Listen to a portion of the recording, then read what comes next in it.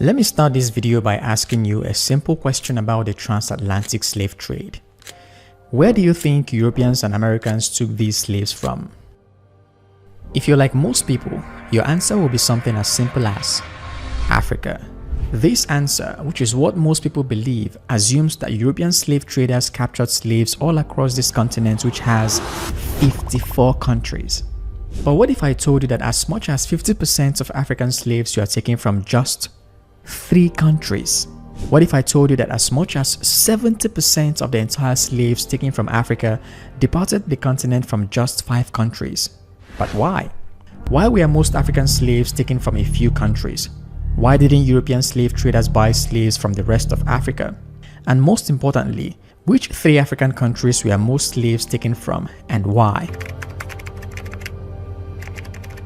According to Statista.com, between 1501 and 1866, about 12.5 million men, women and children were captured in Africa, put on ships and sold as slaves mostly to the South and North Americas. As many as 2.4 million of these people died in transit due to the unbearable pains of the long voyage, heavy chains in their hands, necks, legs, and trauma of the uncertain new world. Now, look at this. As much as 90% of slaves Europeans bought in Africa were sold in the territories painted in red on this map. That's mostly West and Central Africa. The picture becomes even scarier if you look at this transatlantic slave traffic chart, which I got from slavevoyage.org.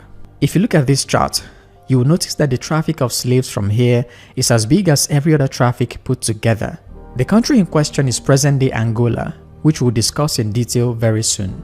Now, you may want to ask, how do we know that most slaves were taken from a few places? Well, historians like Philip D. Curtin, James A. Rowley, David Bryan Davis, Joseph E. Inikori, Patrick Manning, and hundreds like them have spent the last century and a half extensively analyzing diverse sources of information like slave ship logs, plantation records, slave census data in the New World, diaries of individuals involved in the slave trade, archaeological evidence, and oral traditions of the enslaved people. Dr. Philip D. Curtin, who was a historian on African and Atlantic slave trade, for example, documented his findings in this 1969 book. This then leads us to one of the most important questions I promised to answer at the beginning of this video, which is why? Why were most African slaves taken from the territories in red? The most simplified and direct answer to this question is, well, these territories were the closest to South America and the Caribbean, where cheap labor was needed. In his 1909 book, Über den Stanford der Industrien, the German economist and geographer Alfred Weber wrote about what he called location theory. Location theory states that the best place to source raw materials for your product is a place closest to your factory. The best place to establish your factory is a place closest to your market. And the best place to sell your product is a place closest to the target customer. If you think this economic principle doesn't make sense, it's because you were born in the age of Amazon Prime.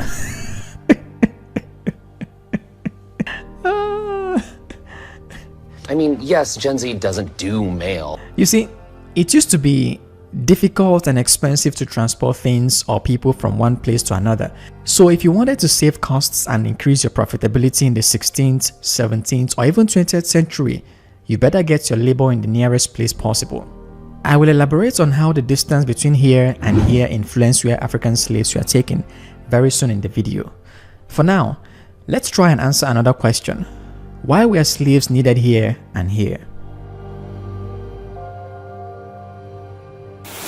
In 1492, the Catholic monarchs of Spain, Ferdinand II of Aragon and Isabella I of Castile, agreed to sponsor the voyage of the 41-year-old Christopher Columbus. Columbus was the Elon Musk of the 15th century. Well, I mean, the Mars thing is really, like, if you say what, it's sort of like an insurance policy. Just as Musk promised to take all of us to Mars, even though nobody has ever been to Mars and technology to live on Mars is still a dream from some science movies, Columbus promised to find a westward route to Asia from Spain, even though nobody had ever done it before and had no technology to do it. Columbus's outlandish plan had been rejected by many European monarchs like John II of Portugal, Henry VII of England, and Charles VIII of France. But similar to how we all admire Elon Musk for his out-of-this-world dreams, Ferdinand II of Aragon and Isabel I of Castile admired Columbus. So the Spanish monarchs agreed to finance his voyage, despite the fact that he was an Italian. Then you may want to ask, Why was Spain interested in finding a westward route to Asia? Spain desired a westward route to Asia because it needed access to lucrative resources like spices, pepper, cinnamon, and cloves, particularly from the wealthy regions of the East Indies, India, China, and Japan. To get to India or China, Spain would have to go through what was known then as the Silk Road routes, which looks something like this.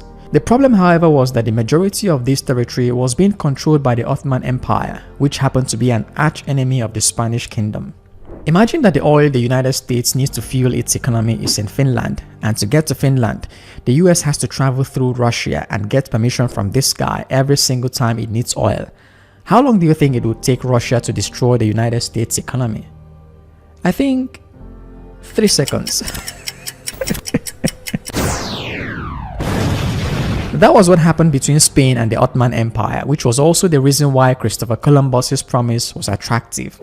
On August 3, 1492, Columbus departed from Palos de la Frontera, Spain, with 3 ships, the Santa Maria, the Pinta, and the Niña.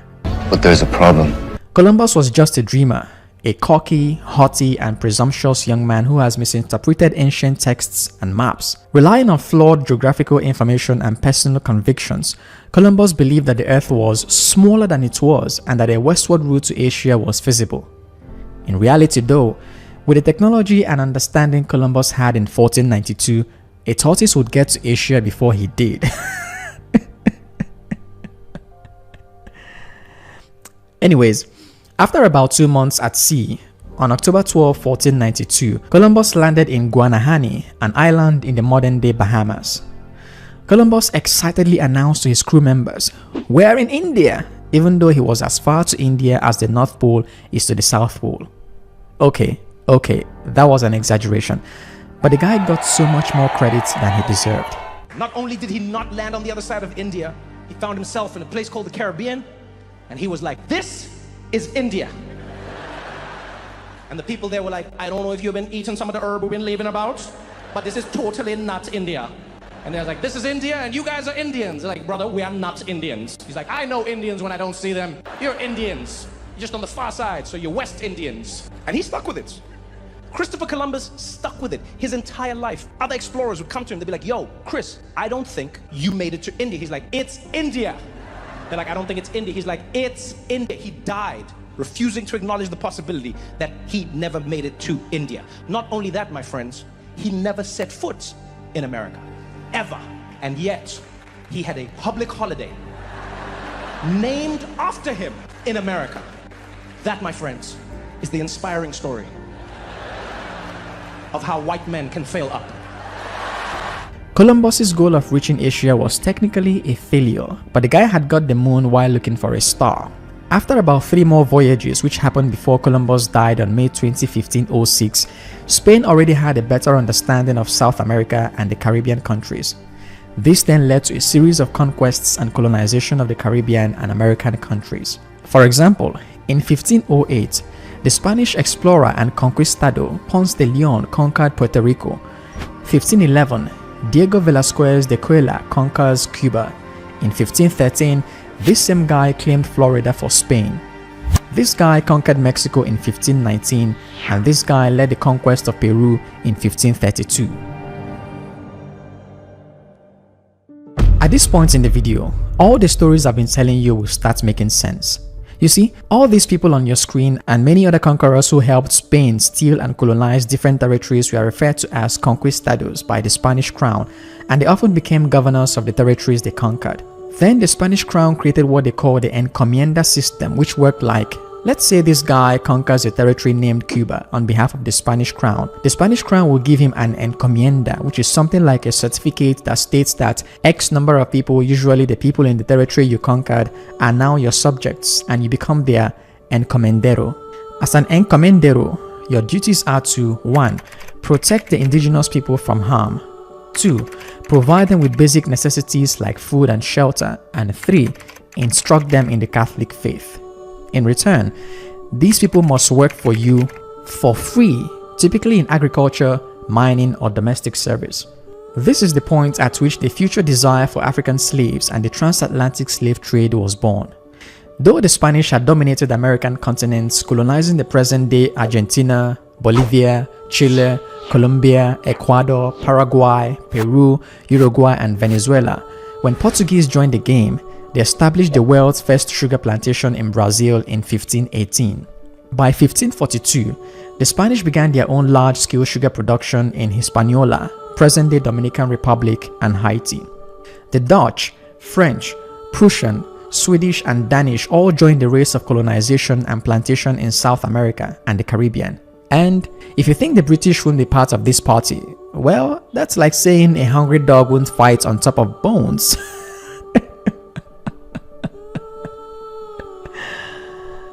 As all these powerful empires were rushing to create colonies and sugarcane plantations in South America and the Caribbean, they needed more and more people to work on their plantations because sugar plantation was extremely labor intensive.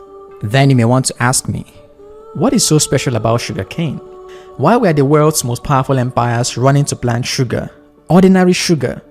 You see, at the beginning of the 16th century, sugar, pineapple, and tobacco were luxurious items, just as Rolex watch, Gucci bags, and Rolls-Royce cars are today. If you think that was an exaggeration, let me show you a quote from the US National Park Service. Tobacco was the 17th century North American gold. The same could be said of sugar or even pineapple, which meant that whoever could plant enough of these labor-intensive items, especially with cheap labor, would make a gazillion dollars. Other things the world's powerful empires needed labor for in South America and the Caribbean were cotton production, coffee production, and other cash crops production, gold and silver mining, roads and bridges constructions, etc. Now, I want you to remember what I told you earlier about the encomienda system. Due to the ideology of free labor, the only way sugarcane entrepreneurs, which I'm not even sure the term existed then, could think of doing their jobs was to look for cheap labor. And that takes us back to Africa and this chart.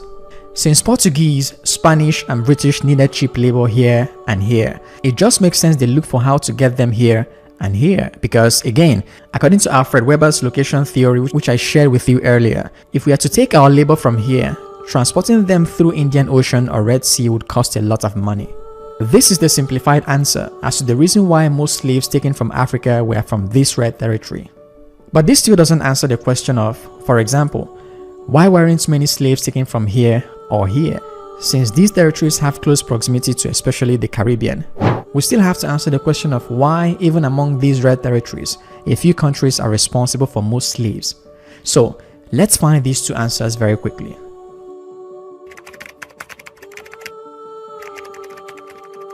Have a look at this map. This is the Congo River. The river is approximately 4,700 kilometers long, making it the second longest river in Africa after the River Nile. It covers an expansive area of more than 4 million square kilometers, nearly the size of Western Europe. With depths exceeding 720 feet in some sections of the river, this is by far the world's deepest river. And this is what made it attractive to the European traders. In 1484, the Portuguese explorer Diogo Cao reached the mouth of this river, making him the first European to do so. He explored further in 1485, having contacts with the indigenous people and the Kingdom of Congo. In 1506, the Portuguese had established a trading post known as the Feitoria of Mbanza, Congo, near the mouth of the Congo River. At this trading post, Africans sold ivory, palm oil, pepper, and gold to Europeans, while Europeans sold salt, alcohol, textiles, and metal goods like iron, utensils, and firearms. Now, look at this image again. This transatlantic slave traffic right here came from the Congo Kingdom, which is in the present-day DRC Congo, the same country with the river I showed you earlier. Congo, which used to be in the same country with DRC, and the northern parts of Angola, which used to be part of the Congo Kingdom. Together, these three countries are responsible for about 50% of the African slaves sold during the transatlantic slave trade. But it all started with trading goods. The picture I'm trying to paint here is that before the slave trade, there were trade routes, and it was those trade routes that facilitated the slave trade. For example, let's say Apple Computer rented this building in Berlin, Germany in 1985. The company started selling this computer and other Apple products inside the building. But by 2007, Apple started selling this phone inside the same building. The reason why it's so easy to sell this phone in that same location is that Apple already owned that building and already understood the location and the customers there. In the same way, One of the reasons why the slave trade affected some regions of Africa and not others is that the European slave traders needed to have known the territories they bought slaves from. In most cases, it's the territories they have been familiar with for many decades, that is, the territories they have been trading with, that they would buy slaves from. This, however, doesn't mean that there were no European trade routes elsewhere other than to these red territories. For example, you also have the Indian Ocean trade routes, which, as I told you earlier, simply cost much more to transport anything to South America. Also, there were trans-Saharan trade routes which look like this, but most of these routes were land routes and costlier than water routes. Generally, in the history of the world, countries or empires closest to the ocean or large rivers have historically had more international trades than landlocked territories, which was the reason why these red territories have more slave trades than the interior of Africa. Then you may want to ask, why are coastal cities or territories closest to the sea or large rivers more likely to enjoy maritime trade? Well, it's because of this thing. My elementary teacher told me it's called ship. It's versatile with the capacity to carry large quantities of goods. It has a better chance of connecting the world than other means of transport since water covers 71% of our planet. The best of it all is that it's cheaper than other means of transportation. For this reason, for thousands of years, ships have always been the king of the world's trade. And that means that coastal cities or cities near major rivers have always enjoyed more international trade. At this point, I think I should answer the last question we asked at the beginning of this video, which is which 3 countries are responsible for half of the African slaves and which 5 countries on today's map are responsible for 60 to 70% and why. For the last time, let's have a look at this slave traffic chart. This traffic alone represents almost half of the transatlantic slave trade, and they originated from just 3 countries in the present-day Africa map: DR Congo, and the northern part of Angola. Another way to look at it is if we choose DR Congo, Togo, and Benin, you will get 50% of the entire transatlantic slaves taken from Africa, and if you combine all the 5 countries I've mentioned here, they account for as much as 70% of the total slaves taken from Africa. Other factors responsible for where slaves were taken were things like existing culture as regards slavery, how strong the internal resistance to slavery was, how peaceful or strong an empire was, and religion.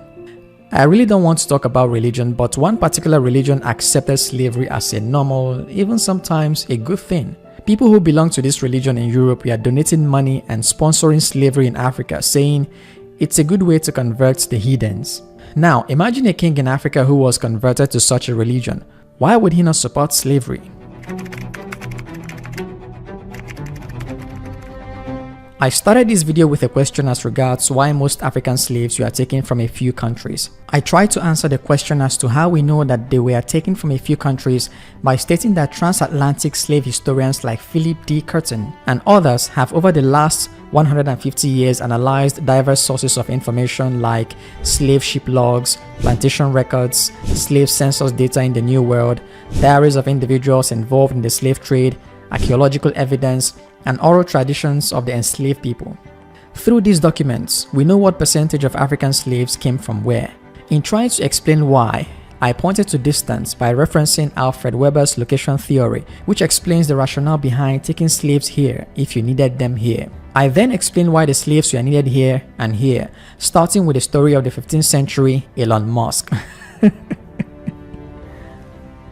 We talked about how the existing trade routes between the European traders and West Africa influenced where slaves were taken from, because the trade routes essentially were what turned into slave routes. Other factors responsible for where the transatlantic slave trade happened were the willingness of a kingdom to participate in the slave trade, the existing culture of the people, the internal social structure and resistance, and yes, religion, which I was afraid of talking much about. My kids are young. I don't want to die now. I don't want to die now.